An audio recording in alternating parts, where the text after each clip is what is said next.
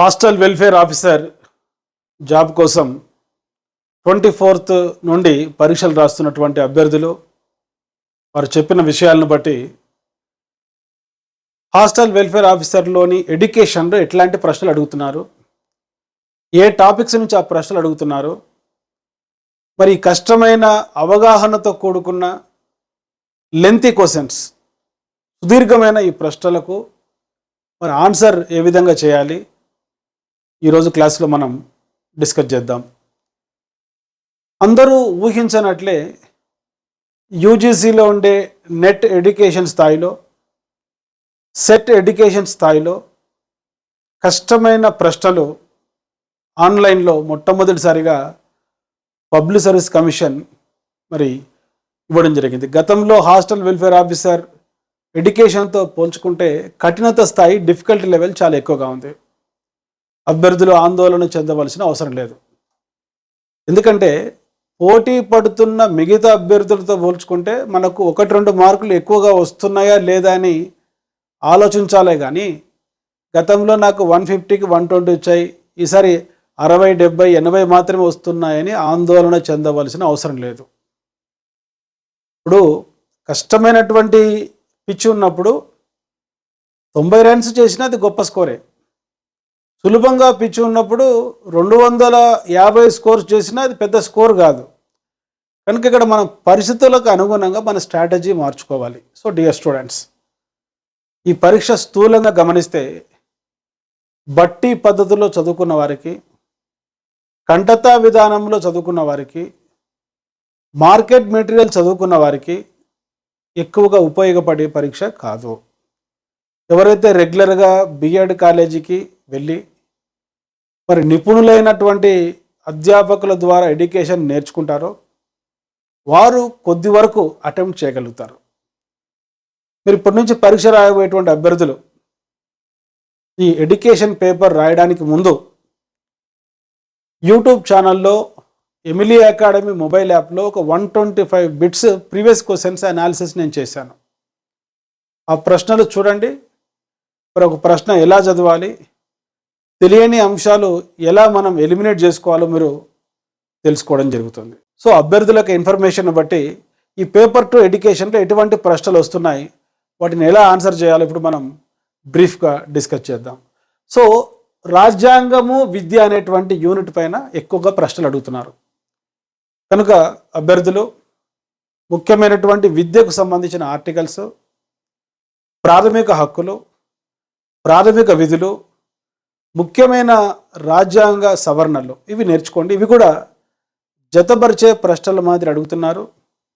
ABCD statements అడిగి వీటిలో సరైనవేమని అడుగుతున్నారు.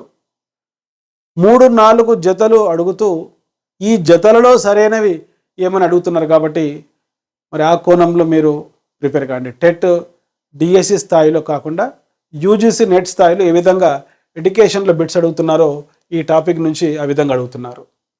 ఆ తర్వాత రైట్ టు ఎడ్యుకేషన్ యాక్ట్, ఇందులో ఉండేటువంటి 7 చాప్టర్స్, 38 సెక్షన్స్, 68 సబ్సెక్షన్స్ పైన మరి బిట్స్ అడుగుతున్నారు. కాబట్టి ఈ టాపిక్ కూడా మీరు జాగ్రత్తగా నేర్చుకోవడానికి ట్రై చేయండి. మరి ఈ యొక్క తత్వశాస్త్రం, ఫిలాసఫీ ప్రశ్నలు ఎక్కువగా అడుగుతున్నారు ఈ ఎడ్యుకేషన్ పేపర్లో.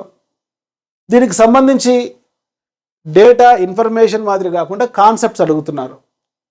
ఇక్కడ ముఖ్యంగా హేతు అంటే ఏమిటి, నమ్మకం అంటే ఏమిటి, విశ్వాసం అంటే ఏమిటి, మరి విద్యా ప్రణాళిక అంటే ఏమిటి, అంతర్బుద్ధి ఇంట్యూషన్ అంటే ఏమిటి, లాజిక్ తర్కం అంటే ఏమిటి. సో ఇటువంటి అంశాలపైన, కాన్సెప్ట్స్ పైన బిట్స్ అడుగుతున్నారు. కాబట్టి ఒకసారి మీరు క్విక్ రివిజన్ కింద ఈ ఫిలాసఫీ చాప్టర్లో ఉండే ఈ బేసిక్స్ నేర్చుకోవడానికి ట్రై చేయండి. ఆ తర్వాత అభ్యర్థుల యొక్క ఇన్ఫర్మేషన్ బట్టి మరి భారతీయ తత్వశాస్త్రము, పాశ్చాత్య తత్వవాదాలు. ఈ భారతీయ తత్వశాస్త్రంలో దేవుడు ఉన్నాడు అని నమ్మేటువంటి 6 షడ్దర్శనాలు, దేవుడు లేడు అని చెప్పేటువంటి జైనిజం, బుద్ధిజం, చార్వాక, ఈ అంశాలపైన కూడా బిట్స్ అడుగుతున్నారు. మరి దేవుడు ఉన్నాడని నమ్మే భారతీయ తత్వ శాఖలలో ప్రధానంగా న్యాయ, సాంఖ్య, యోగ, వైశేషిక, పూర్వ మీమాంస, ఉత్తర మీమాంస. వీటిపైన కూడా మీరు ఇవి ఎవరు ప్రతిపాదించారు, దాంట్లో ఉండే మూల సూత్రాల గురించి నేర్చుకోవడానికి ట్రై చేయండి. చాలా ఇంపార్టెంట్. చాలామంది అభ్యర్థులు నెగ్లెక్ట్ చేసినటువంటి ఏరియా పాశ్చాత్య తత్వవాదాలు. ఈ పాశ్చాత్య తత్వవాదాలలో ఐడియలిజం భావవాదం, న్యాచురలిజం ప్రాకృతికవాదం, రియలిజం నిజవాదం, ప్రాగ్మాటిజం చాలా ఇంపార్టెంట్. దీనిపైన అడుగుతున్నాడు. జాన్ డూయి ప్రతిపాదించిన ప్రాగ్మాటిజం వ్యవహారిక సత్తావాదం.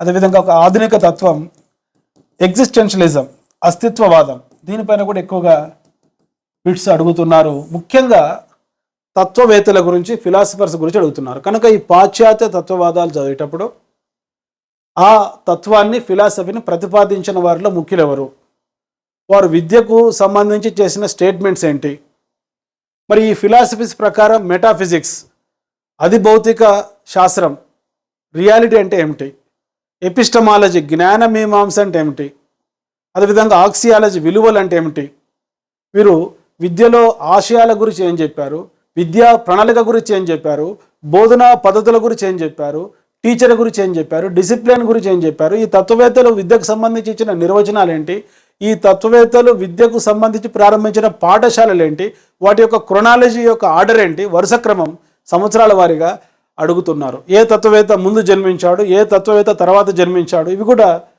చాలా సింపుల్ పాయింట్స్ అడుగుతున్నారు ఈ యొక్క ఎడ్యుకేషన్ పేపర్లో. చాలా ఇంపార్టెంట్. గత 3 రోజులలో రెగ్యులర్గా ప్రతి ఎడ్యుకేషన్ పేపర్లో అడుగుతున్నటువంటి బిట్స్ ఈ యొక్క తత్వవేత్తల గురించి. Mahatma Gandhi, Rabindranath Tagore, Swami Vivekananda, Shri Aurobindo, Mahatma Jyotiba Phule, Jiddu Krishnamurti, Maria Montessori, Froebel, John Dewey. So వీరి గురించి చదివేటప్పుడు వీరు ఎప్పుడు జన్మించారు, ఎప్పుడు మరణించారు, ఆ క్రోనాలజీ అడుగుతున్నారు.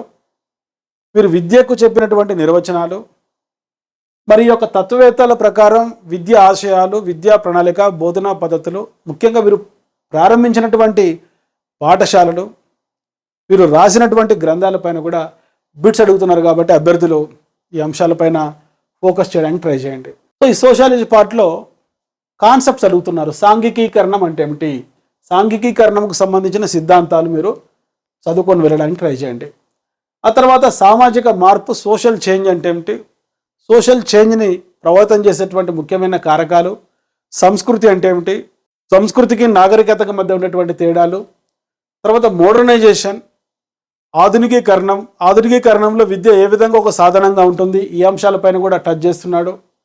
చాలా ఇంపార్టెంట్. విద్యా సమాన అవకాశాలు, equalisation of education and opportunities, ముఖ్యంగా బలహీన వర్గాల వారికి సంబంధించిన విద్య, భారత రాజ్యాంగంలో బలహీన వర్గాలకు సంబంధించిన విద్యకు సంబంధించిన ముఖ్యమైన ఆర్టికల్స్ మరి ఈ యొక్క ఎడ్యుకేషన్ పేపర్లో అడుగుతున్నాడు. తర్వాత ఉపాధ్యాయులకు వృత్తిపరమైన అభివృద్ధి, నేషనల్ ఎడ్యుకేషన్ అండ్ పాలసీ 2020 ప్రకారం ప్రతి సంవత్సరం ఒక 50 గంటలు, అది ఆన్లైన్లో కానీ లేకుంటే ఆఫ్లైన్లో కానీ, ఉపాధ్యాయుల వృత్తిపరమైన అభివృద్ధికి 50 గంటల సమయం కేటాయించాలని సూచించింది ఎన్ఈపి 2020. ఆ తర్వాత బాలల హక్కులు, చైల్డ్ రైట్స్ పైన మరి బిట్స్ అడుగుతున్నారు. కాబట్టి ఆ బాలల హక్కులకు సంబంధించిన ముఖ్యమైనటువంటి ఆర్టికల్స్ మీరు చదవడానికి ట్రై చేయండి.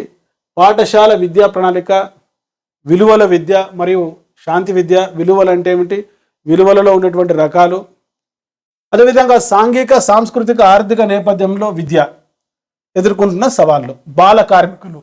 మీకు తెలుసు 23వ ఆర్టికల్ భారత రాజ్యాంగంలో వెట్టి చాకిరి నిర్మూలనకు సంబంధించింది, 24వ ఆర్టికల్ బాల కార్మిక వ్యవస్థ నిషేధానికి సంబంధించింది. అదేవిధంగా బాల్య వివాహాలు, నిరాశ్రయులు, వలసలు, భారతీయ సమాజ నిర్మితి, విద్య అన్వయం, అసమానత్వం అంటే ఏమిటి, వివక్షత అంటే ఏమిటి, వేర్పాటు. సో ఈ కాన్సెప్ట్స్ పైన భారత రాజ్యాంగంలో వీరికి సంబంధించి ఏ ఆర్టికల్స్ ఉన్నాయి ఆ కోణంలో బిట్స్ అడుగుతున్నారు. అవి కూడా జతపరిచేటువంటి బిట్స్, ఏబిసిడి స్టేట్మెంట్స్ ఇచ్చి వీటిలో సరైనవి ఏమిటి, సరికానిది ఏమిటి అని అడుగుతున్నారు. కాబట్టి అభ్యర్థులు ఆ కోణంలో మీరు పరీక్ష రాయడానికి ప్రయత్నం చేయండి.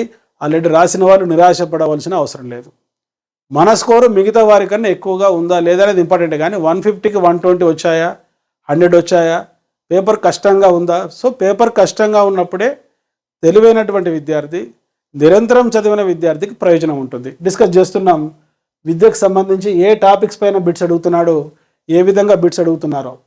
ఆ తర్వాత విద్యా సమాజ శాస్త్రం తీసుకుంటే మరి భాష, మతము, కులము, వర్గము, లైంగికత, ప్రాంతము, వైకల్యత, షెడ్యూల్ క్యాస్ట్, దళితులు, ఇతర వెనుకబడిన వర్గాలు, షెడ్యూల్ తెగలు, షెడ్యూల్ ట్రైబ్స్, బాలికలు మరియు మతపరమైన మైనార్టీలు, విద్యలో సమస్యలు, ఉపాధ్యాయులు మరియు ఏజెన్సీల పాత్ర. ముఖ్యంగా ఇక్కడ చెప్పుకున్నటువంటి ఎస్సీ, ఎస్టీ, బీసీ, మైనార్టీలకు సంబంధించి కాన్స్టిట్యూషనల్ ప్రొవిజన్స్, రాజ్యాంగంలో వీళ్ళకి సంబంధించినటువంటి సంరక్షణలు ఏంటి, ఆర్టికల్స్ ఏంటి, వీటిపైన ఎక్కువగా మీరు నేర్చుకోవడానికి ట్రై చేయండి. సో బేసికల్గా మైనార్టీలు అంటే ఎవరు, భాషాపరమైన మైనార్టీలు అంటే ఎవరు, మతపరమైన మైనార్టీలు అంటే ఎవరు, ఎస్సీ, ఎస్టీ అంటే ఏమిటి, వాళ్ళకి సంబంధించిన ముఖ్యమైన ఆర్టికల్స్ మీరు నేర్చుకోవడానికి ట్రై చేయండి. ఆ తర్వాత సైకాలజీ పైన ఎవరు ఊహించని విధంగా కాన్సెప్ట్ బేస్డ్ క్వశ్చన్స్ అడుగుతున్నారు, టెట్ మాదిరి కాకుండా. సో మానవ చేతనత్వం, కాన్షియస్ అంటే ఏమిటి, మానవ ప్రవర్తన, విద్యా మనోవిజ్ఞాన శాస్త్ర పద్ధతులు. సో ఈ పద్ధతులలో అంతఃపరీక్షణ పద్ధతి, ఇంట్రాస్పెక్షన్ మెథడ్, అబ్జర్వేషన్ మెథడ్, అబ్జర్వేషన్లో ఉన్నటువంటి 4 రకాల పరిశీలనలు, ప్రయోగశాల పద్ధతి, experimental method, case study method. So ఈ కోణంలో కూడా బిట్స్ అడగడానికి అవకాశం ఉంది కాబట్టి ఈ టాపిక్స్ మీరు జాగ్రత్తగా నేర్చుకోవడానికి ట్రై చేయండి. తర్వాత దశల పైన కూడా మరి ఒక హాస్టల్ వెల్ఫేర్ ఆఫీసర్ జాబ్ నిర్వర్తించేటువంటి వ్యక్తులు బాల్యం గురించి, కౌమార దశ గురించి, వయోజన దశ గురించి, వాటిలో ఉండే లక్షణాల గురించి అవగాహన ఉందో లేదో పరీక్షించే అవకాశం ఉంది కాబట్టి ఈ ఏరియాస్ కూడా మీరు చూడడానికి ట్రై చేయండి. సో తర్వాత చాలా ఇంపార్టెంట్ పెరుగుదల మరియు వికాసం, వికాసానికి సంబంధించినటువంటి 10 నియమాలు. ఇది కూడా కాన్సెప్ట్ బేస్డ్లో అడగడానికి అవకాశం ఉంది కాబట్టి అభ్యర్థులు ఈ కోణంలో మీరు నేర్చుకోవడానికి ట్రై చేయండి. సో వికాస దశలు ఇప్పుడే మనం చెప్పుకున్నాం. ఈ 3 దశలపైన కూడా ఎగ్జామినర్ ఫోకస్ చేసేటువంటి అవకాశం ఉంది. తర్వాత మానసిక, సాంఘిక, శారీరక, ఉద్వేగ వికాస అంశాలు, వికాసంలో ఉన్నటువంటి డైమెన్షన్స్, మానవ సంజ్ఞానం, కాగ్నిషన్ చాలా ఇంపార్టెంట్. మెదడు యొక్క సామర్థ్యాలే ఈ కాగ్నిషన్స్. ఇందులో సెన్సేషన్స్ సంవేదనలు, అటెన్షన్ అవధానము, రిటెన్షన్ ధారణ, మెమరీ స్మృతి, థింకింగ్ ఆలోచన, ఇంటెలిజెన్స్ తెలుగు పదాలు తెలుగు అకాడమీలో ఉండే భాషా పరిధి దాటి అడుగుతున్నాడు కనుక సైకాలజీలో తెలుగు పదాలు అర్థం కాకపోతే ఇంగ్లీష్ వర్షన్లో చదవండి. టైం లేదని బాధపడద్దు, మీకు ఉన్న టైంలోనే తెలిసిన బిట్సే పర్ఫెక్ట్గా పెట్టిరండి. తెలిసిన బిట్సే ఒక 70-80 పర్ఫెక్ట్గా పెట్టిరండి. సో మిగతావి ఆ తెలియని బిట్స్ ఎట్లా ఆన్సర్ చేయాలో నేను దాదాపుగా ఒక 12 టెక్నిక్స్ చెప్పాను. అవి మన యాప్లో అందుబాటులో ఉన్నాయి, యూట్యూబ్ ఛానల్లో కూడా అందుబాటులో ఉన్నాయి. ఒకసారి ఎగ్జామ్ ముందు మీరు అవి చూడడానికి ట్రై చేయండి. సో ఇంటెలిజెన్స్ గురించి, క్రియేటివిటీ గురించి, రీజనింగ్ ప్రాబ్లమ్ సాల్వింగ్ గురించి, ఇవన్నీ కూడా కాగ్నిటివ్ ఎబిలిటీస్. వీటిపైన కూడా మీరు దృష్టి కేంద్రీకరించడానికి ట్రై చేయండి. ముఖ్యంగా కాగ్నిటివ్ ఎబిలిటీస్లో గెస్టాల్ట్ సైకాలజీ చెప్పేటువంటి పర్సెప్షన్, ప్రత్యక్షం పైన కూడా బిట్స్ అడగడానికి అవకాశం ఉంది. ఆ తర్వాత టెట్లో ఎక్కువగా ప్రాధాన్యత ఉండేటువంటి అంశం, డిఎస్సిలో ఎక్కువగా ప్రాధాన్యత ఉండే అంశం. సో ఈ యొక్క అభ్యసన సిద్ధాంతాలు. సో ఈ సిద్ధాంతాలు ప్రధానంగా 3 గ్రూప్స్గా ఉంటాయి. నిర్మాణాత్మక వాద సిద్ధాంతాలు, సంగ్రహాత్మక వాద సిద్ధాంతాలు, అదేవిధంగా ప్రవర్తనవాద సిద్ధాంతాలు. ఈ ప్రవర్తనవాద సిద్ధాంతాలనే మనం బిహేవియరిస్టిక్ గ్రూప్స్ అంటాం.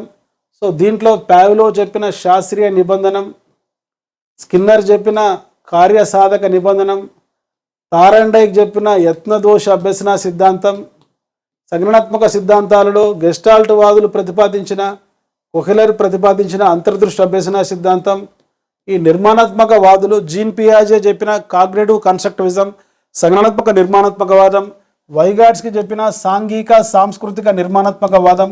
సో వీటిపైన మ్యాచింగ్ టైప్లో కానీ లేక ఏబిసిడి స్టేట్మెంట్స్ ఇస్తూ వీటిలో సరైనవి ఏమని అడిగే అవకాశం ఉంది. ఆ కోణంలో అభ్యర్థులు చదువుకోవడానికి ట్రై చేయండి. అభ్యసన సిద్ధాంతాలు సో ప్రేరణ అంటే ఏమిటి, ప్రేరణలో ఉండేటువంటి రకాలు, ప్రేరణ సిద్ధాంతాలు, వీటిలో అబ్రహం మాస్లో సిద్ధాంతం పైన బిట్స్ అడుగుతున్నారు. సో అబ్రహం మాస్లో ప్రకారం మీకు తెలుసు అవసరాలు 5 రకాలు. ఈ 5 అవసరాల కోసమే మీరు ప్రిపేర్ అవుతున్నారు జాబ్. ఒకటి ఫిజియలాజికల్ నీడ్స్, శారీరక అవసరాలు. రెండవది సేఫ్టీ నీడ్స్, రక్షణ అవసరాలు. 3 లవ్ అండ్ బిలాంగింగ్ నీడ్స్, ప్రేమ సంబంధిత అవసరాలు. 4 సెల్ఫ్ ఎస్టీమ్ నీడ్స్, గుర్తింపు గౌరవ అవసరాలు. సెల్ఫ్ యాక్చువలైజేషన్ నీడ్స్, ఆత్మ ప్రస్తావన అవసరాలు. సో ఈ విధంగా 3వ అవసరం ఏంటి, 4వ అవసరం ఏంటి అని అడగటం లేదు, టెట్ మాదిరి డిఎస్సి మాదిరి. ఈ 5 అవసరాలు డిజార్డర్లు ఇచ్చి వీటిని ఒక ఆర్డర్లో గుర్తించమంటున్నాడు.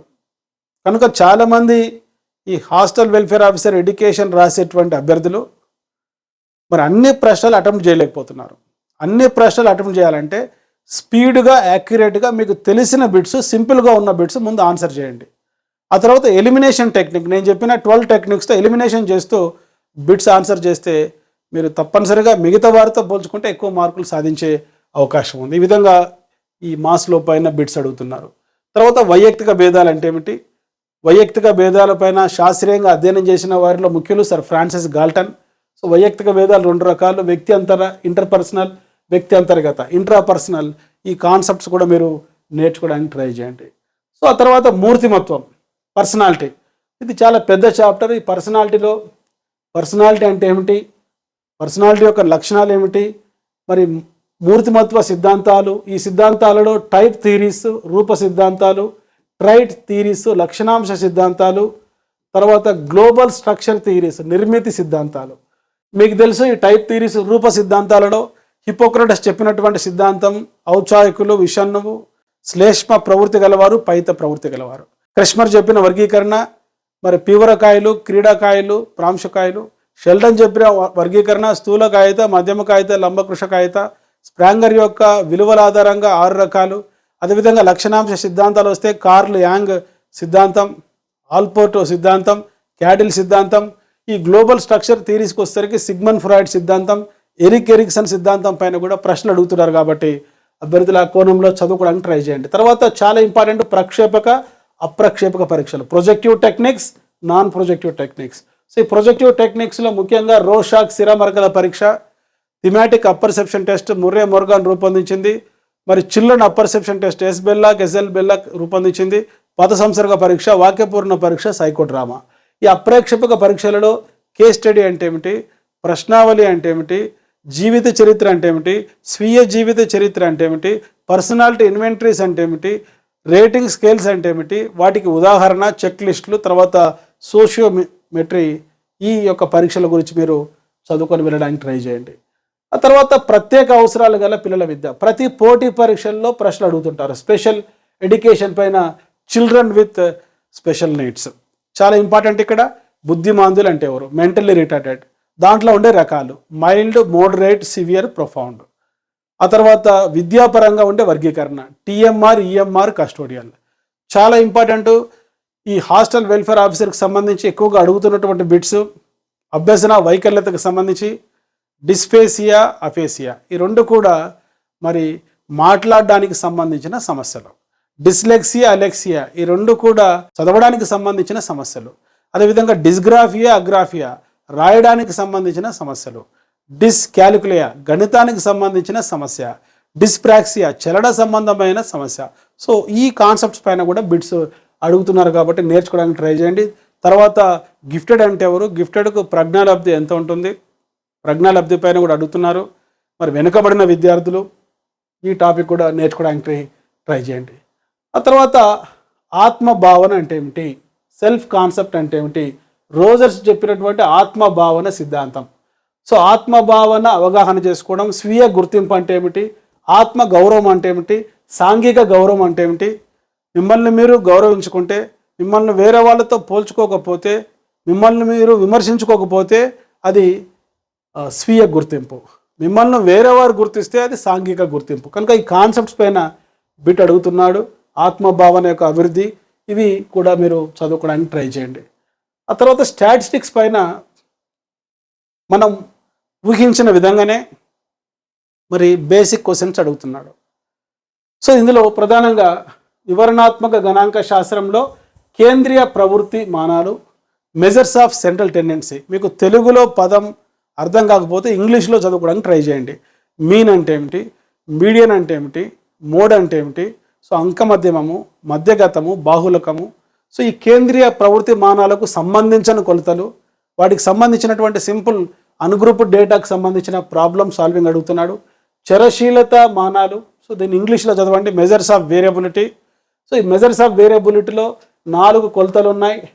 వ్యాప్తి, రేంజ్, స్టాండర్డ్ డీవియేషన్ ప్రామాణిక విచలనం, మీన్ డీవియేషన్ సగటు విచలనం, అదేవిధంగా క్వార్టైల్ డీవియేషన్. ఈ 4 కొలతలకు సంబంధించినవి అని అడుగుతున్నాడు. వైషమ్యం, స్క్యూనెస్ అండ్ కర్టోసిస్, వైషమ్యం, కకుదత, సహసంబంధం, వాటికి సంబంధించిన 2 సూత్రాలు చాలా ఇంపార్టెంట్. నార్మల్ ప్రాబబిలిటీ కర్వ్, సామాన్య సంభావిత వక్రరేఖ యొక్క ముఖ్యమైన లక్షణాలు, వాటికి సంబంధించినవి అని అడుగుతున్నాడు. తర్వాత Karl Pearson product moment correlation, Spearman కోటి సహసంబంధ గుణకం యొక్క ఫార్ములాస్ కూడా అడుగుతున్నారు. కాబట్టి ఈ స్టాటిస్టిక్స్ పైన కష్టమైన గ్రూప్ డేటాకు సంబంధించిన ప్రాబ్లమ్స్ అడగటం లేదు, థియరిటికల్ పార్ట్ అడుగుతున్నారు. కాబట్టి నేను చెప్పినటువంటి వీడియోస్ కూడా మీరు చూడడానికి ట్రై చేయండి. ఆ తర్వాత సమకాలీన భారతీయ సమాజంలో విద్య. సో ఈ టాపిక్లో విద్యా సార్వత్రీకరణ, యూనివర్సలైజేషన్ ఆఫ్ ఎడ్యుకేషన్ అంటే ఏమిటి, సో ఈ విద్యా సార్వత్రీకరణకు రాజ్యాంగం ఇచ్చిన హామీలు, ముఖ్యంగా ఆర్టికల్ 21A, ఇది గతంలో అడగడం జరిగింది ఎడ్యుకేషన్లో ఈ 2 డేస్లో. ఆ తర్వాత విద్యలో వృధా మరియు స్తబ్దత, వేస్టేజ్ అండ్ స్టాగ్నేషన్, దీన్ని గుర్తించిన కమిటీ హార్టా కమిటీ.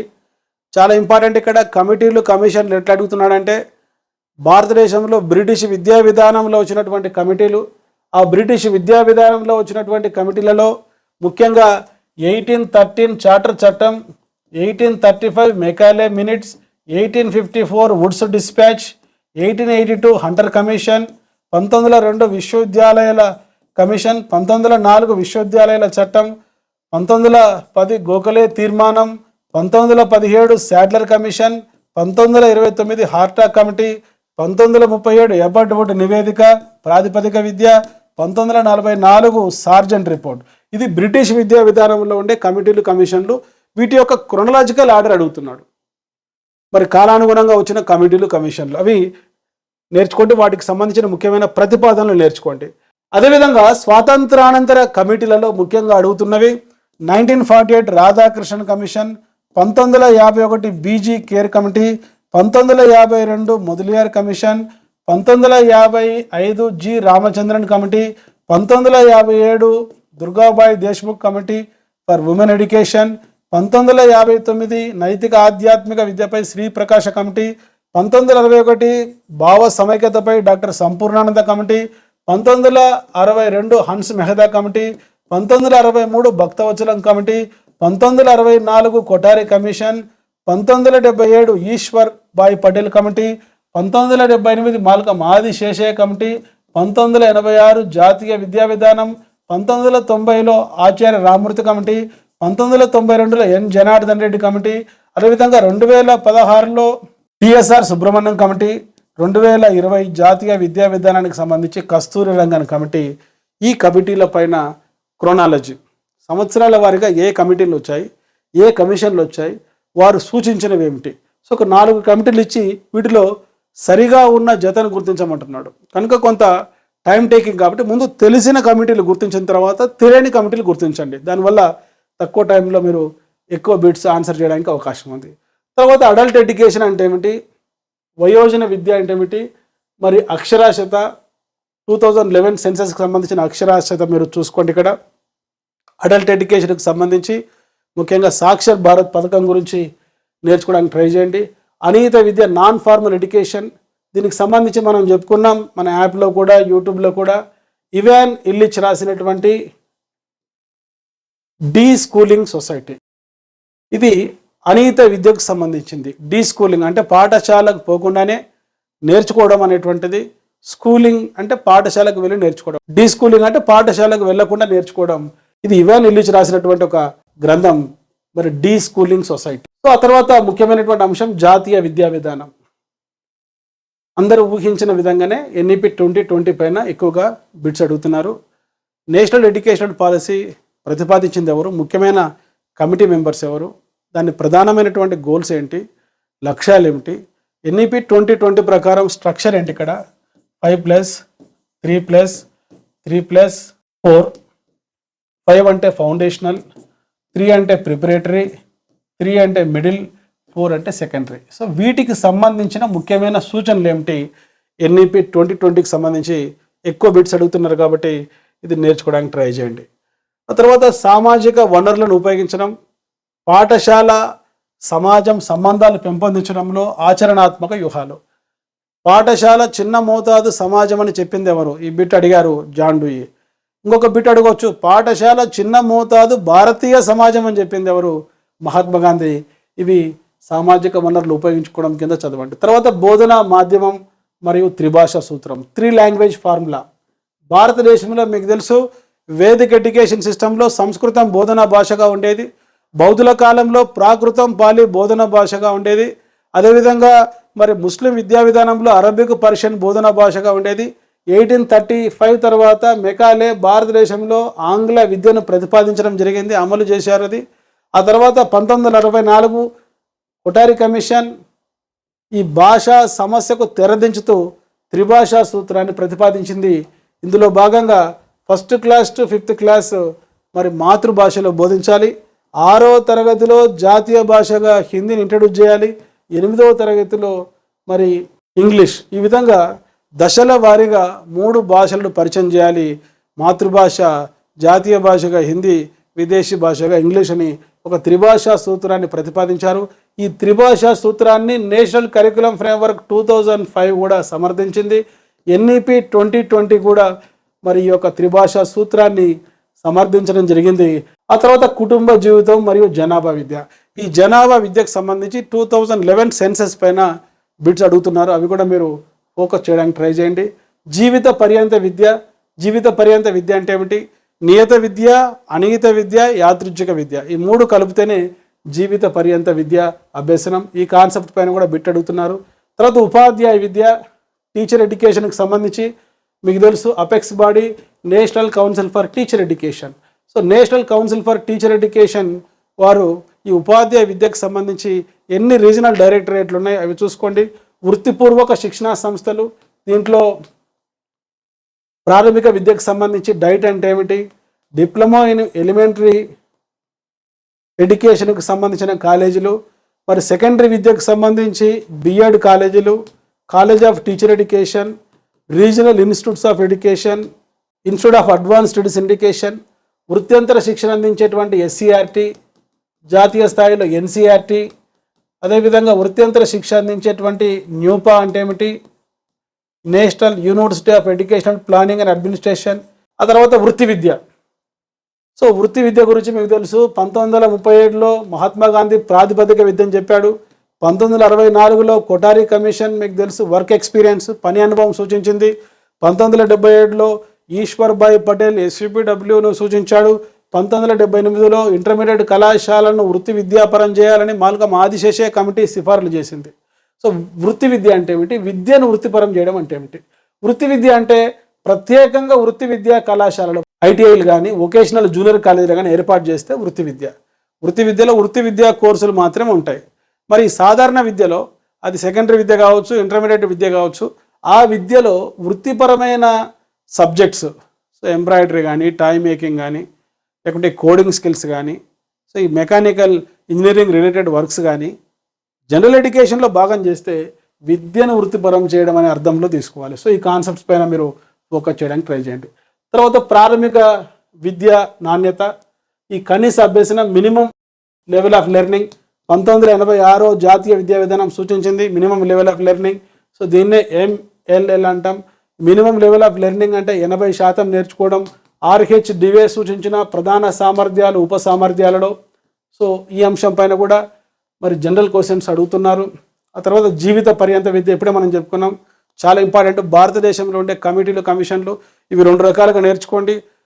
స్వాతంత్రానికి ముందు ఉండే కమిటీలు, కమిషన్లు, స్వాతంత్రానంతర కమిటీలు, కమిషన్లు, వాటి యొక్క క్రొనాలజీ ఆర్డర్ నేర్చుకోండి.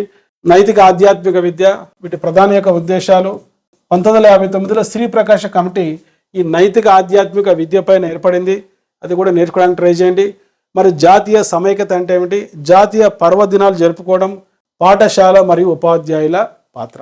ఈ జాతీయ సమైక్యత భావోద్వేగ సమైక్యత కలిగించాలనే ఉద్దేశం చేత సిఫారసులు ఇవ్వడానికి 1961లో డాక్టర్ సంపూర్ణానంద కమిటీ వచ్చింది. ఈ సంపూర్ణానంద కమిటీ ఏం చెప్పిందంటే పాఠశాల స్థాయిలో యూనిఫామ్ ఉండాలి, జాతీయ పర్వదినాలు జరుపుకోవాలి, అసెంబ్లీ ఉండాలి, జాతీయ గీతం పాడాలి, ప్రతిజ్ఞ చేయించాలనే సూచనలు ఇవ్వడం జరిగింది సంపూర్ణానంద కమిటీ. సో ఈ జాతీయ పర్వదినాలు, అంతర్జాతీయ పర్వదినాలు ముఖ్యంగా వాటిపైన కూడా బిట్స్ అడగడానికి అవకాశం ఉంది. ఆ తర్వాత అంతర్జాతీయ అవగాహన, శాంతి విద్య, యుఎన్ఓ యొక్క పాత్ర, నెక్స్ట్ యోగా మరియు ఆధ్యాత్మిక విద్య. సో దీనిపైన కూడా జనరల్ పాయింట్స్ అడుగుతున్నారు, స్పెసిఫిక్ కాకుండా. ఆ తర్వాత సామాజికంగా సాంస్కృతికంగా వెనుకబడిన వారి విద్య, సమాన అవకాశాలు సాధించడంలో వ్యూహాలు, సామాజిక న్యాయం పథకాలు. మరి ఎటువంటి పథకాలు ఉన్నాయి? National programme for education of girls at elementary level, Kasturba Gandhi Balika విద్యాలయాలు, సర్వశిక్ష అభియాన్, మైనార్టీల కోసం, ఎస్సీల కోసం, ఎస్టీల కోసం ఉండేటువంటి ప్రభుత్వ పథకాలు రాష్ట్ర స్థాయిలో, కేంద్ర స్థాయిలో అడిగే అవకాశం ఉంది కనుక వాటిపైన కూడా దృష్టి పెట్టుకోండి. తర్వాత పరిపోషిత అభివృద్ధి, సస్టైనబుల్ డెవలప్మెంట్, ప్రస్తుత తరం యొక్క అవసరాలు తీరుస్తూ భవిష్యత్ తరం యొక్క ప్రయోజనాలు దెబ్బతినకుండా, అవి ఆర్థిక వనరులు కావచ్చు, భౌతిక వనరులు కావచ్చు, ఏవైనా కూడా వారి ప్రయోజనాలు దెబ్బతినకుండా చూడడమే సస్టైనబుల్ డెవలప్మెంట్, పరిపోషిత అభివృద్ధి, సుస్థిర అభివృద్ధి. సో దీనికి సంబంధించి ఐక్యరాజ్య సమితి యుఎన్ఓ సూచించిన 17 గోల్స్, సస్టైనబుల్ డెవలప్మెంట్ గోల్స్ పైన మీరు చదువుకోండి. దీనిపైన బిట్ అడుగుతున్నారు ఎడ్యుకేషన్లో. ఇది ముఖ్యంగా సుస్థిర అభివృద్ధికి సంబంధించి. ఆ తర్వాత మేనేజ్మెంట్, విద్యా పరిపాలనకు సంబంధించి సంస్థాగత ప్రణాళిక అంటే ఏమిటి, ఇన్స్టిట్యూషనల్ ప్లానింగ్ అంటే ఏమిటి, పాఠశాల అభివృద్ధికి సంబంధించి బిట్స్ అడుగుతున్నారు. అదేవిధంగా పాఠశాల వ్యవస్థాపన, యాజమాన్యం అంటే ఏమిటి, పరిపాలన, అడ్మినిస్ట్రేషన్, వ్యవస్థీకరణ. చూడండి ఇక్కడ యాజమాన్యం అంటే స్కూల్ మేనేజ్మెంట్, తర్వాత పాఠశాల పరిపాలన అంటే అడ్మినిస్ట్రేషన్, పాఠశాల వ్యవస్థీకరణ అంటే ఆర్గనైజేషన్. సింపుల్. చూడండి ఇక్కడ మేనేజ్మెంట్ అంటే పాఠశాలను ఏర్పాటు చేసి ఒక స్థలం ఉండి, ఒక భవనం ఉండి ఆర్థిక వనరులు సమకూర్చేటువంటి మేనేజ్మెంట్. ఫర్ ఎగ్జాంపుల్ పాఠశాల యొక్క సెక్రటరీ కావచ్చు, కరెస్పాండెంట్ కావచ్చు, వారి కింద పనిచేసేటువంటి హెచ్ఎం కావచ్చు, ప్రిన్సిపల్ కావచ్చు, అడ్మినిస్ట్రేషన్. సో ఈ మేనేజ్మెంట్, అడ్మినిస్ట్రేషన్ ఉపయోగించే భౌతిక వనరులు, మానవ వనరులు, ఆర్థిక వనరులు ఆర్గనైజేషన్ అవుతుంది. సో ఈ 3 కాన్సెప్ట్స్ కూడా మీరు చదువుకోవడానికి ట్రై చేయండి. ఆ తర్వాత వివిధ యాజమానాల ఆధ్వర్యంలో ఉన్నటువంటి పాఠశాలలు, వీటిపైన కూడా బిట్స్ అడుగుతున్నారు. ముఖ్యంగా సెంట్రల్ గవర్నమెంట్ కింద ఉండేటువంటి కేంద్రీయ విద్యాలయాలు, సైనిక్ స్కూల్స్, నవోదయ విద్యాలయ సమితి పరిధిలో ఉండే పాఠశాలలు, ఆర్మీ పాఠశాలలు, కస్తూర్బా గాంధీ బాలికా విద్యాలయాలు, ఏకలవ్య మోడల్ రెసిడెన్షియల్ స్కూల్స్, అదేవిధంగా స్టేట్ గవర్నమెంట్ పరిధిలో ఉండేటువంటి రెసిడెన్షియల్ స్కూల్స్, లోకల్ బాడీ పరిధిలో ఉండేటువంటి జిల్లా Parishad schools, Mandal Parishad schools, municipal schools, okay, aided schools, unaided schools, ఇవన్నీ కూడా వివిధ యాజమాన్యాల ఆధ్వర్యంలో ఉండే పాఠశాలలు. సో వీటిలో రైల్వే స్కూల్స్ కూడా ఉన్నాయి, అతి పురాతనమైన పాఠశాలలు. వీటిపైన కూడా క్రొనాలజీ పైన అడగడానికి అవకాశం ఉంది కాబట్టి నేర్చుకోవడానికి ట్రై చేయండి. విద్యా నాయకత్వం మరియు సంస్థాగత నిర్మాణం, ముఖ్యంగా ఇక్కడ హెచ్ఎం, హెడ్ మాస్టర్, ప్రధాన ఉపాధ్యాయుడి యొక్క విధులు ఏంటి, ప్రధాన ఉపాధ్యాయుడి యొక్క ముఖ్యమైనటువంటి లక్షణాలు ఏంటి. చూడండి ఇక్కడ హెచ్ఎం విధులు తీసుకుంటే బడ్జెట్ మేనేజ్మెంట్ చేయాలి, పాఠశాలల రికార్డులు తనిఖీ చేయాలి, ఇన్స్పెక్షన్, నూతన ఉపాధ్యాయులకు గైడెన్స్ ఇవ్వాలి, పాఠశాల కార్యక్రమాలను ప్లాన్ చేసుకోవాలి, ప్లానింగ్, ఆ కార్యక్రమాలను అమలు చేయాలి, ఆర్గనైజేషన్, ఈ కార్యక్రమాలను సూపర్వైజ్ చేయాలి, సూపర్విజన్. ఆ తర్వాత ఒక ప్రధాన ఉపాధ్యాయుడిగా దిగువ తరగతులకు పాఠం చెప్పాలి. ఇవన్నీ కలుపుకుంటే బిగ్ పోస్ట్, ప్రధాన ఉపాధ్యాయుడి పోస్టు పాఠశాలలో ఒక బిగ్ పోస్ట్ కాబట్టి బిగ్ పోస్ట్ కింద ప్రధాన ఉపాధ్యాయుడి యొక్క విధులు మీరు నేర్చుకోవడానికి ట్రై చేయండి. ఎప్పుడైనా గుర్తుంచుకోండి, ప్రశ్నాపత్రం కఠినంగా ఉన్నప్పుడు భయపడాల్సిన అవసరం లేదు. మనకు తెలిసింది ప్రజెంట్ చేయాలి. మిగతా వారికన్నా ఎక్కువ మార్కులు వచ్చాయా లేదా అనేది ఇంపార్టెంటే కానీ గతంతో పోల్చుకున్నప్పుడు పేపర్ ఈజీగా ఉన్నప్పుడు వచ్చే మార్కులతో మనం పోల్చుకోవాల్సిన అవసరం లేదు. సో మీరు పాటించవలసిన సూచనలు. సో ఈ విశ్లేషణ ఆధారంగా మరి పరీక్షలు రాయబోయేటువంటి విద్యార్థులు ఈ అంశాలపైన ఫోకస్ చేయండి. ముఖ్యంగా టెన్షన్కి గురి కావద్దు. మీ ప్రిపరేషన్ వృధా కాదు, ఆత్మవిశ్వాసంతో ఉండండి. విలే అకాడమీ యూట్యూబ్ ఛానల్లో నేను చెప్పిన 125 బిట్స్ యొక్క previous questions analysis before exam చూడడానికి ట్రై చేయండి. I wish you all the best.